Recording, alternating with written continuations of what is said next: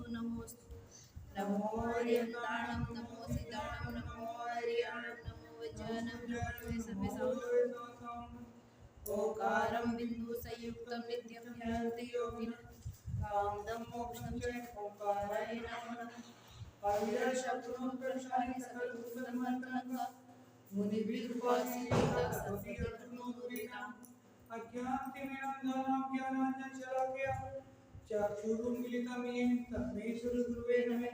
श्री परम नमः परम्पराचार्य गुरुवे नमः। सकलकलुषविध्वंसकं चेतां परिवर्धकं धर्मसम्बन्धकं भवजीवनः प्रतिबोधकारकं शास्त्रं श्रीपाठोपराणामधेयम् अत्यं मूलग्रंथकर्ताय श्री सर्वज्ञदेवा तदुत्तरग्रंथकर्ताय श्री गणधरदेव प्रतिगंधदेवा तेषामनुदानमाद्यं श्री शुद्धनाचार्येण विनिश्चितं सर्वे श्रोतारः साधनं च शरणन्तु मंगलम भगवान वीरो मंगलम गौतमो गणी मंगलम बुद्धबुद्धाद्यो जैनधर्मोऽस्तु मंगलम सर्वमंगल मांगल्यं सर्वकल्याणकारकं प्रधानं सर्वधर्माणां जयं जयतु शासनं जयं जयतु शासनं जयं जयतु शासनं।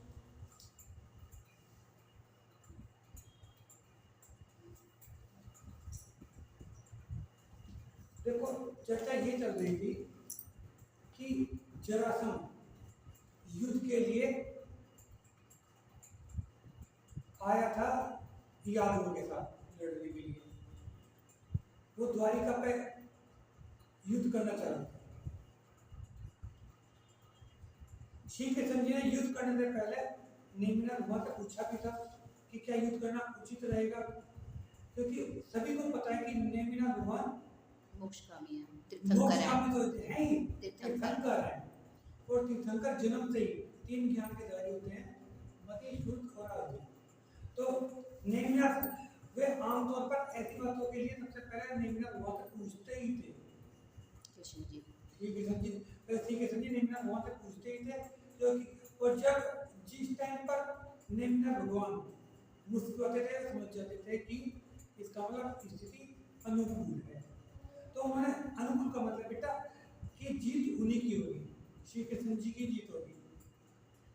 तो उन्होंने यहाँ पर उत्तर देने के बजाय केवल मुस्कुराए, तो उन्हें पता चल गया श्री कृष्ण जी को कि इसका मतलब हमारे अनुकूल है युद्ध की स्थिति। और दूसरी बात यह है जरासंध पतिनारायण है और श्री कृष्ण जी नारायण है, तो निश्चित बात है पतिनारायण का नारायण का वध होता ही है। तो इसलिए वे आए। तो उनको समझाया भी गया कि युद्ध के लिए तैयार मत हो, युद्ध मत करो।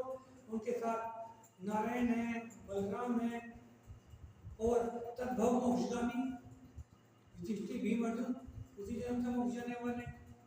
ऐसे ऐसे दुर्जय योद्धा हैं, लेकिन वे नहीं मान रहे। मंत्री ने कहा राजेंद्र बलशाली दक्षिण के जितने राजा हैं वे सब नारायण के सेवक हो चुके हैं। रण में नष्ट होने वाले बहुत से राजाओं से तो क्या हो सकता है, परंतु उसमें एक ही अर्जुन ही ऐसा है जो सबसे समझने का। देखो ये एक बात हमारे भी मन में जिज्ञासा के रूप में उठती थी कि क्या कर्ण और पिता में भीष्म और द्रोणाचार्य क्या ये अर्जुन से ज्यादा बड़े धनुर्धारी थे? शास्त्र को पढ़ने के अध्ययन करने से बिल्कुल क्लियर हो चुका कि अर्जुन ही कर्ण से, भीष्म पितामह से और द्रोणाचार्य से भी सबसे ज्यादा महावीर योद्धा अर्जुन थे। अब सबसे बड़ी बात यह आ जाती है कि द्रोणाचार्य जो कि गुरु हैं, गुरु से भी शिष्य कैसा ज्यादा धनुर्धारी हो जाएगा। देखिए पढ़ने वाला एक गुरु गुरु ही रह जाता है, उनका प्राय डॉक्टर बन जाता है, वैज्ञानिक बन जाता है, इंजीनियर बन जाता है, वो अपने गुरु से आगे निकल जाता है, ठीक है ना। और जबकि अर्जुन तद्भव मोक्षगामी थे और बहुत सारी विद्याएं आके उनकी सेवक बन चुकी थी, उनके सेवा में अपने आप को अर्पित कर चुकी थी, उनके पास बहुत सारी विद्याएं भी थी। अरे उस जन्म से मोक्ष जाने वाले थे। तो इसमें कोई भी संदेह वाली बात नहीं है कि अर्जुन उनसे बड़े महावीर योद्धा होंगे ही। अर्जुन ही ऐसा है जो सब समझ लेगा। उनसे पहले भी रण में झूठी वीरता डी हाँकने वाले बहुत से वीरों को चूर कर डाला अर्जुन ने। सच तो यह है कि विष्णु को कोई देवता या मनुष्य युद्ध में नहीं जीत सकता। विष्णु कौन? नहीं, विष्णु कौन है? शीघ्र संजीव विष्णु है, ठीक है ना। और शीघ्र संजीव के साथ ऐसे ऐसे हैं, अर्जुन है, युधिष्ठिर है, बलराम जी हैं, सब के सब शीघ्र संजीव के साथ है। तो शीघ्र संजीव कौन हरा सकता है? आप जानते ही हैं, हरि के पक्ष में, हरि का मतलब भी शीघ्र संजीव है। हरि कह दो, विष्णु कह दो, नारायण कह दो, सब शीघ्र संजीव है। हरि के पक्ष में बलभद्र हैं, जो मूषक और हलों के मार से बैजों के उधर फाड़ डालते हैं। उनके सामने कोई नहीं उठ सकता, वे बड़े दुर्बल हैं। और उस प्रद्युम्न को रणआनंद, रणआनंद का मतलब युद्ध क्षेत्र, रणआनंद का मतलब युद्ध क्षेत्र, ठीक है ना। और प्रद्युम्न भी उसी गौतम मोक्ष गए। प्रद्युम्न कौन है? शीघ्र संजीव के पुत्र। कौन निभा सकता है? शत्रु के विध्वंस करने वाली प्रज्ञप्ति आदि विद्याएं सिद्ध हैं, तथा उन पवित्र भीम को अपनी छाती पर से कौन हटा सकता है, जो शत्रु समूह की तो बाती क्या है, बक्को बाती बात में धराशायी कर सकते हैं। इस प्रकार हरि की सेना में और भी बलशाली विद्याधर राजा है, जो असंख्य है और महायुद्ध में इधर उधर घूमते दिखाई दे रहे हैं। राजन शत्रुघाता विष्णु के पास 707 अक्षयणी सेना है। युद्ध दुर्योधन ने सब हार जरासंध से कहा, परंतु वह कुछ भी नहीं चेता और क्रोध में भरकर उसने मंद में अंधा होकर कहा, ओ गरुड़ के सामने साफ क्या कितने फन फटकेगा? क्या सूर्य की किरणों के आगे अंधेरा कहीं ठहर सकता है? वैसे ही ये राजा गण के सामने कैसे ठहर सकेंगे? यह कहकर 3 घंटे स्वामी प्रचंड आत्मा जरासंध कायरों को खंडन करते हुए अखंड और प्रचंड धनुष को हाथ में लेकर रणस्थल की ओर रवाना हुए। जो ये होते हैं पट्टिनारायण 3 घंटे। फिर क्या था कि बाजों के शब्दों से दिशा को पूछते हुए, छत्रों के द्वारा आकाश को ढकते हुए राजा लोग युद्ध के लिए उद्यम हो चले। इसी समय सेना के द्वारा उड़ती हुई धूल के द्वारा आकाश व्याप्त हो गया। छत और ध्वजाओं के मारे सूर्य का प्रकाश रुक गया। रात की जान पड़ने लगी। धूल के मारे सारा रणांगन अंधकार में बन गया। इस समय बाजों के नाद से ऐसा जान पड़ता था कि मानो शब्द के बहाने मायू सैनिकों से यही कहता है कि सैनिक तुम जो युद्ध स्थल छोड़कर जल्दी जाओ, नहीं तो तुम बहुत बड़ी विपत्ति आने वाली है। इसके बाद जरासंध ने अपनी सेना में चक्रव्यूह रचा, चक्रव्यूह की रचना करी और चक्रव्यूह को तोड़ने के लिए नहीं, वो तो अर्जुन की सेना कौरवों के साथ के युद्ध में जाएंगे। ये तो अभिमन्यु इसे तो भेज देंगे। कृष्ण ने अपनी सेना के ताक्षीय व्यूह की रचना करी, ये श्री कृष्ण ने करी। उसी समय उभय पक्ष की सेनाओं में इतनी धूल उड़ी कि सब और अंधकार छा गया, जिससे सूर्य के अस्त की शंकाएं से कोई घोंसले में घुस गए। उल्लू पक्षी रात समझकर अपने भू के शब्द के द्वारा भट्टों को स्वर्ग की नकल करते हुए दिन में ही उड़ने लगे। थोड़ी देर में दोनों सेनाओं के घोर युद्ध शुरू हो गया। इस रण में सुभट गण तलवार निकालकर सुभटों को मारते। सुभट का मतलब योद्धा, और भालों की तीक्ष्ण नोकों से फल की तरह शत्रुओं का सिर छीनते थे। कोई मतवाले जोर की गर्जना करते हुए अपनी गर्जना के आघात से ही शत्रु के हृदय को भेजते थे, जैसे वायु मेघों को भेजता है। कोई हाथों के कुंडों को विदाकर उनके रक्त की धारा से केसर की भांति विदा को दान करते थे। इसी समय जरासंध की सेना ने विष्णु की सेना को ठंडा कर दिया, जैसे जल प्रवाह जलती हुई आग को ठंडा कर देता है। यह देखकर अपनी सेना के योद्धाओं को घेर देते हुए शंभु कुमार युद्ध के लिए उद्यत हुए। इनका नाम भी उनका भी इसमें नाम आया हुआ शंभु निर्वाण कांड। ये सब शंभु प्रद्युम्न कुमार दो भाई श्री कृष्ण जी के पुत्र हैं। अनिरुद्ध आदि उसने शत्रु दल की सैन्य योद्धाओं को वीरता से इधर-उधर भगा दिया। तब शंभु कुमार के साथ युद्ध करने को शेम नाम का एक विजेता उठा। शंभु ने उसे बात ही बात में रक्तहीन कर दिया। अपनी दुर्योधन देखते हुए वह उसी समय भाग गया। इसके बाद शंभु के साथ युद्ध करने के लिए दूसरा विजेता उठा और वह तलवार के द्वारा युद्ध करने लगा, परंतु शंभु ने उनसे भी वारण कर भगा दिया, क्योंकि वह उसका भी जीव है। उसके बाद युद्ध में शत्रु को पछाड़ने वाला काल समर राजा बड़े साहस के साथ युद्ध में आया। यह देखकर सूरज की भांति शक्तिशाली प्रद्युम्न शंभु को युद्ध के लिए युद्ध करने से रोकने के लिए स्वयं मेघ जैसे चल बरसाते हैं, वैसे ही शरधारा छोड़ता हुआ उनके सामने आया। उसने कालकमर से कहा कि प्रभु, आप मेरे पिता तुल्य हैं, इसलिए आपसे युद्ध करना उचित नहीं है, अतः आप लौट जाइए। उत्तर में उसने कहा कि प्रद्युम्न, यह मत कहो, मैं क्षत्रिय हूँ, वापस नहीं लौट सकता। प्रद्युम्न उनके सम्मान कर रहे हैं या मेरे पिता के सम्मान कर रहे हैं, लेकिन वे कह रहे हैं कि ऐसा मत कहो, मैं क्षत्रिय हूँ, मैं वापस नहीं लौट सकता, क्योंकि वे ही सच्चे सेवक कहलाते हैं जो जी जान से अपने स्वामी के कार्य में काम आते हैं। इसलिए वीर तुम कुछ परवाह नहीं करके धनुष का संधान करो। अंत में लाचार होकर प्रद्युम्न ने प्रकृति विद्या को छोड़कर उसी समय काल कमर को बांध लिया और शत्रुदल के योद्धाओं के साथ युद्ध करते हुए उन्हें अपने रथ में बैठा लिया। मारा नहीं उन्हें बंदी बनाकर अपने रथ में बैठा लिया। यह देखकर शल्य विद्याधर प्रद्युम्न के साथ युद्ध करने के लिए उद्यत हुआ। प्रद्युम्न ने उसे आते ही अपने तीक्ष्ण बातों के द्वारा उसके रथ को छेद डाला। तब वह दूसरे रथ पर सवार होकर उनके साथ घोर संग्राम करने लगा। इसी भी प्रद्युम्न के साथ युद्ध करते हुए शिशुपाल राजा का एक छोटा भाई दिया हुआ। शिशुपाल को भी श्री कृष्ण जी मारेंगे। उसने प्रद्युम्न को एक ऐसा बाण छोड़ा कि वे मूर्छित होकर बेसुध हो गए।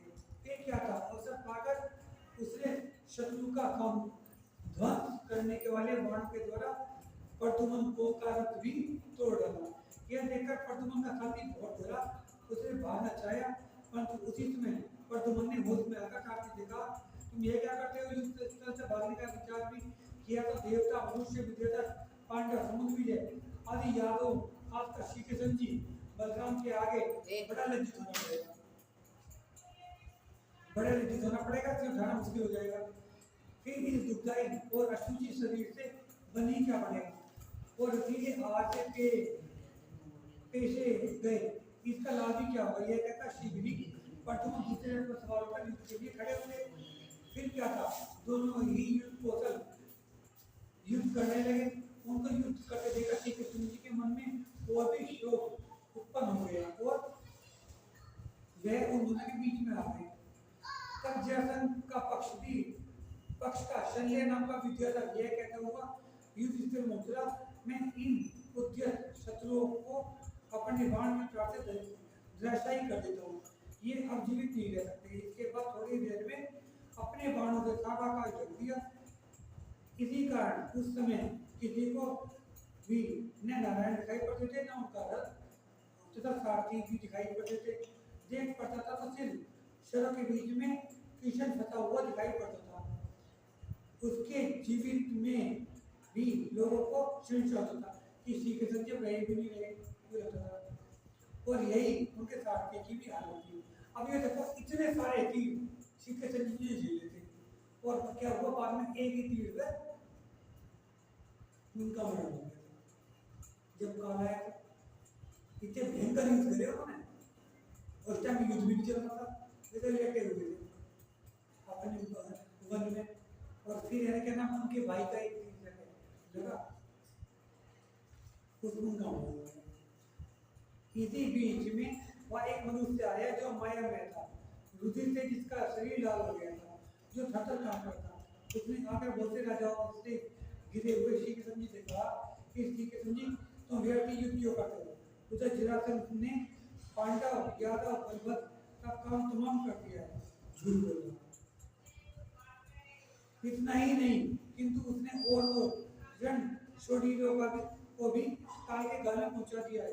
तुम्हारी द्वारिका भी पूरी तरह अधिकार जमा लिया है, और द्वारिका में सुखासन, समुद्र विजय को भी रण में आतिथ्य देकर यमाल्य का तिथि बन गया, यानी कि ने वाल के पिता को भी मार दिया। फिर डाल आप यहाँ व्यर्थ में अपने प्राण क्यों गवाते युद्ध करोगे। अतः यदि आप सुखी होने की वांछा हो तो आप रणस्थल छोड़कर चले जाइए। उस माया में मनुष्य के इस प्रकार के वचनों को सुनकर श्री कृष्ण जी को भोग हो गया। वे बोले कि दुष्ट मेरे जीते रहते हुए ऐसी शक्ति किस पुरुष में है जो यादवों को ये वाले का तिथि बनाए। किशन जी के ऐसे विकट वचनों को सुनकर वह दुष्ट बुद्धि माया में उसी समय वहां से भाग गया। किशन जी के हाथ से धनुष किशन जी ने हाथ में धनुष उठाकर शत्रु की ओर चले।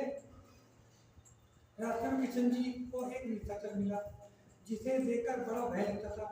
वह किशन जी से बोला, किशन तुम तो यहाँ युद्ध करते हो, उधर वसुदेव युद्ध में मारा गया है इनके पिता।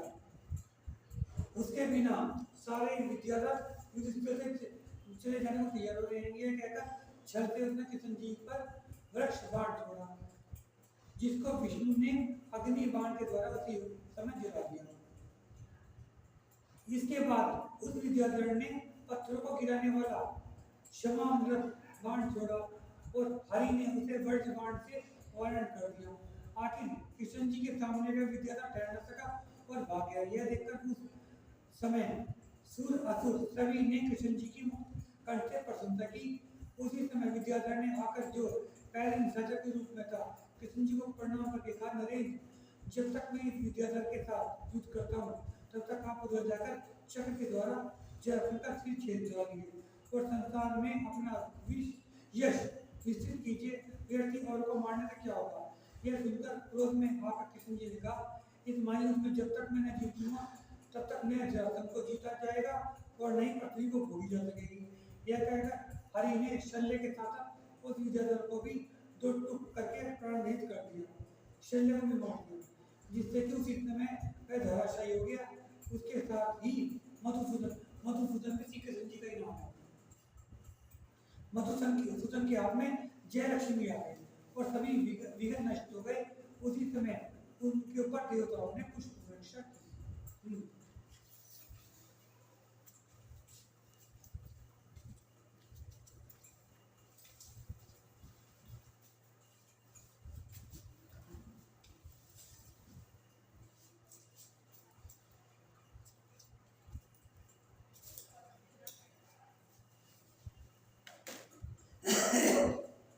इसके बाद चक्रव्यूह भेजने के लिए दृढ़ प्रतिज्ञ कृष्ण ने 3 शूरवीरों को अपने साथ में लिए और जाकर थोड़े ही समय में जरासंध का चक्रव्यूह भेज दिया, जैसे ब्रज पहाड़ को भेद डालता है।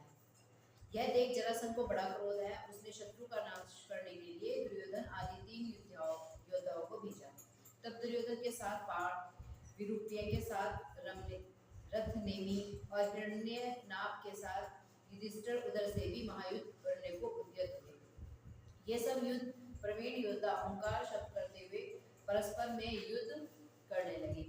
उन्होंने बहुत देर तक युद्ध किया और बहुत से घोड़े, हाथी और रथों को चूर डाला। उनके उस वक्त के युद्ध को देखकर शूरवीर तो युद्ध को तैयार हुए और कायर भागने के लिए मार्ग शोधने लगे। यह देख नृत्योद्यत नारद आदि देवगण बड़े हर्षित हुए। इस वक्त दुर्योधन ने अर्जुन से कहा कि पार्थ, उस वक्त तो आग में जलने से भाग्य से तुम बच गए, अब व्यर्थ फिर अहंकार क्यों कर रहे हो। तुम्हें कुछ लज्जा नहीं आती जो सजे हुए मेरे सामने खड़े हो। यह सुनकर धनुष हाथ में लिए प्रलय काल के मेघों की भांति गरजते हुए उस विघ्न समूह को हरने वाले वीर अर्जुन ने धनुष का भयावना शब्द किया और फिर बाद में अपने शरों से दुर्योधन को घूर दिया तथा उसका धनुष भी छेद डाला। परंतु इतने में ही उनके बीच में जालंधर राजा आ गया और उसने पार्थ के साथ अत्यंत घोर दुर्धर संग्राम किया। इसके बाद रुपया कुमार युद्ध स्थल में उतरा और उसने पार्थ से कहा कि सुलक्षण, आप अन्याय पक्ष काहे को लेते हैं। देखी, यह विष्णु पर कन्या का हरने वाला बड़ा अन्याय है। यह सुन पार्थ ने भयंकर चेहरा बनाकर उससे कहा कि कुमार, अब तैयार हो, मैं तुम्हें न्याय और अन्याय सब यही बताए देता हूँ। यह कहकर धनंजय ने एक क्षण में ही विघ्न रुपया नाम विद्याधर को अपने शरों की भीषण मार से छेद डाला। इस समय स्थिरता से युद्ध में उठा हुआ युधिष्ठिर, उन्नतिशील अर्जुन और रथारूढ़ रथनेमी, ये तीनों ही जय के लिए उद्यत हुए युद्ध स्थल में अपूर्वी शोभा पाते थे। ये रथारूढ़ रथनेमी कौन है? रथारूढ़ रथनेमी नेमिनाथ भगवान है क्या? नेमिनाथ भगवान ही होंगे। देखो इस समय स्थिर रथारूढ़ का मतलब रथ का आरूढ़। इस समय स्थिरता से युद्ध में उठा हुआ युधिष्ठिर, उन्नतिशील अर्जुन और मतलब कि उठा हुआ युधिष्ठिर, उन्नतिशील अर्जुन और रथारूढ़ रथनेमी, ये तीनों ही जय के लिए उद्यत हुए युद्ध स्थल में अपूर्वी शोभा पाते थे। इनके बाद में शीघ्र ही जरासंध के चक्रव्यूह भेद कर यशस्वी बनकर सज्जनों को प्रसन्न करते हुए यादवों के सैन्य में आ गए। इसके बाद युधिष्ठिर ने पुनः युद्ध आरंभ किया और युद्ध में लहूलुहान हुए जरासंध के हिरण्य नाम बड़े भारी वीर योद्धा को अनेक वीरों के साथ यमपुर भेज दिया। उनका वध देखकर सूरज को भी बड़ा खेद हुआ और इसलिए वह शोक जनित श्रम दूर करने को पश्चिम समुद्र में स्नान करने की मनसा से अतिशीघ्र पश्चिम की ओर चला गया। तब रात हुई जानकर मरे हुए भेंटों की यथा योग्य व्यवस्था करके राजे लोग भी अपने अपने डेरों पर आ गए। इसके बाद जरासंध ने अपने मंत्र कुशल मंत्रियों से कहा कि सेनापति के पद पर अब की बार और कोई ऐसा समर्थ पुरुष नियत करना चाहिए जो शत्रुओं पर दबाव डाल सके। यह सुन मंत्रियों ने सम्मति करके बड़े हर्ष के साथ सैनिक पद पर मेचक को स्थापित किया। इसी समय उधर दुर्योधन व पांडवों के पास दूत भेजकर उन्होंने यह कहलवाया कि आज तक मैंने तुम लोगों को जो जो दुख दिए हैं उन्हें याद करके तुम लोग स्वयं ही अतिशीघ्र युद्ध के लिए क्यों नहीं आते। सच कहता हूँ कि मैं अब तुम लोगों को जीता न छोड़ूंगा, चाहे लोग तुम्हारी और तुम्हारे शासन की कितनी ही तारीफ क्यों न करें। यह सुनकर समर्थ पांडवों ने दूत से कहा कि जाकर अपने स्वामी से कह दो कि यमपुर जाने के लिए अब तैयार हो जाए। हम जरासंध के साथ साथ उसे भी यमालय का अतिथि बनाएंगे। यह सुनकर दूत ने अतिशीघ्र जाकर धृतराष्ट्र से वह सवाल निवेदन किया। उसी समय मानो वह सब देखने के लिए सूरज उदयाचल पर उदित हुआ। तब भट्टों को उत्साहित करने के लिए प्रातःकालीन मंगल बाजे बजे। सब योद्धा युद्ध के लिए तैयार हो युद्ध स्थल में पहुंचे। उन्हें देखकर रथ में बैठे हुए पार्थ ने अपने सारथी से कहा कि मुझे बताओ कि रथों में कौन कौन राजे हैं। सारथी उनके घोड़े और ध्वजाओं को बतलाता हुआ बोला कि राजन देखिए, लाल रंग की ध्वजा वाले रथ में बैठे हुए पितामह हैं। उनके साथ उनके रथ में काले घोड़े जुटे हुए हैं। यह लाल घोड़ों वाला द्रोण का रथ है, वह उसी बलि की कलश की ध्वजा है। नाग की ध्वजा वाला और नीले घोड़े वाला धनुर्धर दुर्योधन है। पीले घोड़ों वाला वह रथ दुशासन का है, जिसमें की जाल की ध्वजा लगी हुई है। वह सफेद घोड़ों वाला अश्वत्थामा का रथ है, उस पर वानर की ध्वजा फहराती है। यह लाल घोड़ों वाला रथ जिस पर की सीता की ध्वजा है, शल्य का है। कोल की ध्वजा वाला और लाल घोड़ों वाला वह रथ जयद्रथ का है। इस प्रकार सब राजाओं का परिचय प्राप्त कर अर्जुन युद्ध के लिए उठा। उस समय हाथियों की घटाओं के साथ स्वामी के कार्य में तत्पर योद्धा रणसाज सज कर युद्ध स्थल में आए। उधर अभिमान से भरे हुए पितामह आए। आते ही वह धीर बुद्धि अपने धनुष पर डोरी चढ़ाकर अभिमन्यु के ऊपर कूद पड़े। अभिमन्यु ने एक क्षण में ही अपने बाणों द्वारा उनकी ध्वजा को छेद डाला। उसे देखकर ही जान पड़ता था मानो उसने पहले पहल कौरवों से उन्नत महत्व को ही छीन दिया। बाद उसके कांगे ने भी अपने बाणों द्वारा अभिमन्यु की ध्वजा को छेद डाला।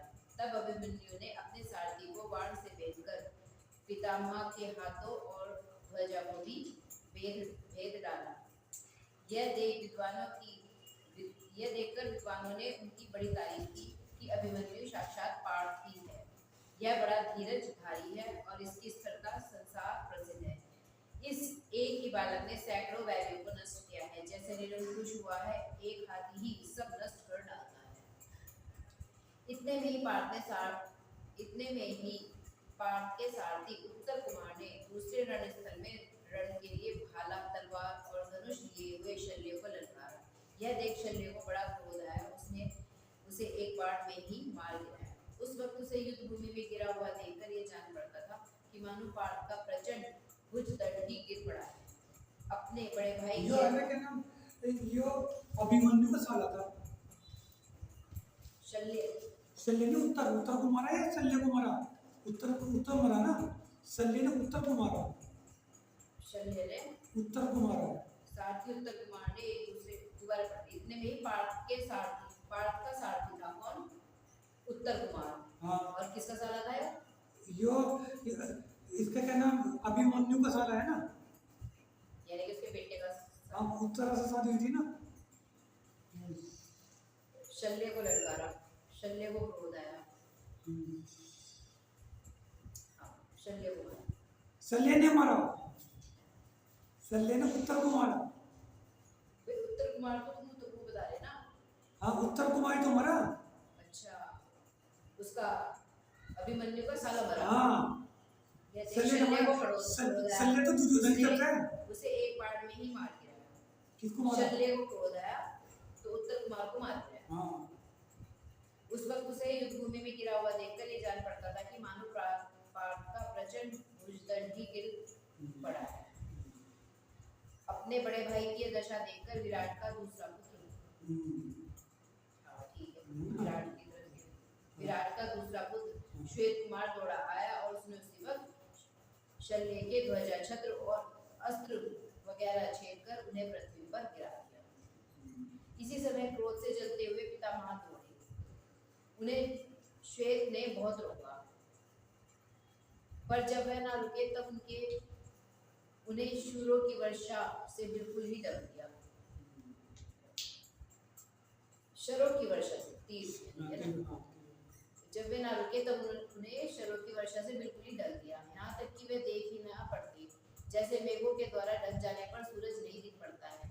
यह देख उनको मारो छोड़ो मत, ये कहता हुआ दुर्योधन दौड़ा आया, परंतु जैसे आग को जल बुझा देता है वैसे ही पार्थ ने उसे जहाँ का तहाँ रोक दिया, आगे ना बढ़ने दिया, और गांडीव धनुष हाथ में लेकर उसने दुर्योधन पर एक साथ सैकड़ों बार छोड़े, परंतु उसने दुर्योधन को कुछ हानि ना हुई। तब वे दोनों ही वीर भाला तलवार आदि के द्वारा प्रहार करते हुए मदमत होकर परस्पर में भीषण युद्ध करने लगे।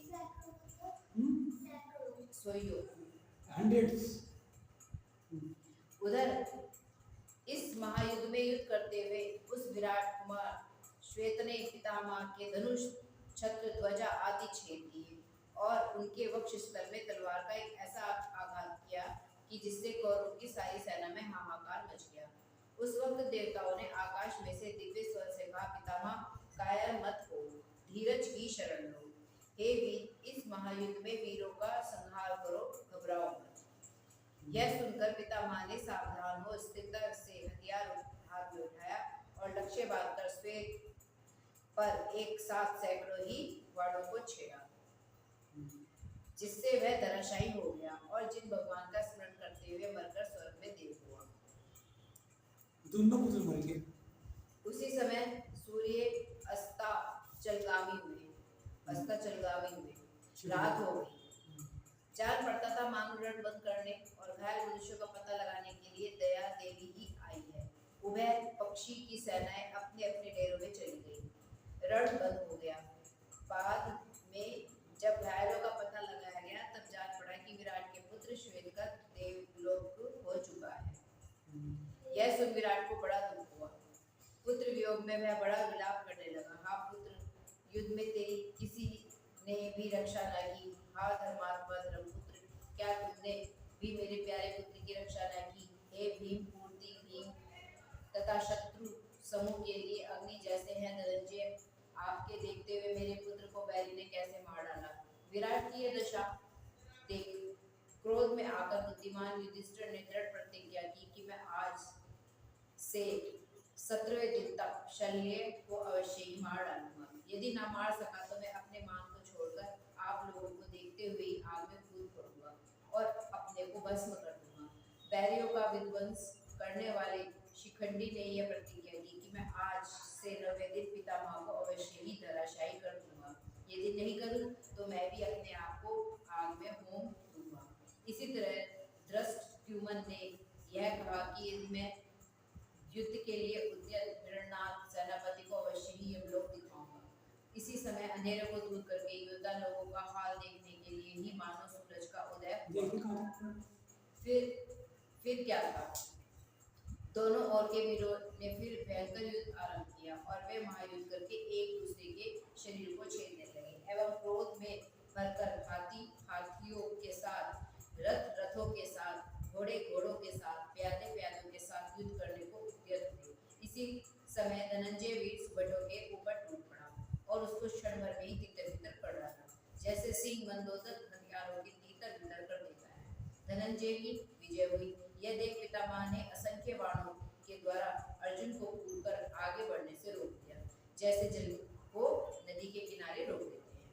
इस प्रकार अनंत बाण बरखाकर गांगे ने सारे आकाश को ही बाणों से भर दिया। ये देख पार्थ ने उन सब बाणों को अपने एक बाण के द्वारा ही निष्फल कर दिया और अपने बाणों की अविरल वर्षा से उसने हाथियों की सूंडों, घोड़ों के ऊंचे पांवों को और रथों के पहियों को ही एकदम छेद डाला।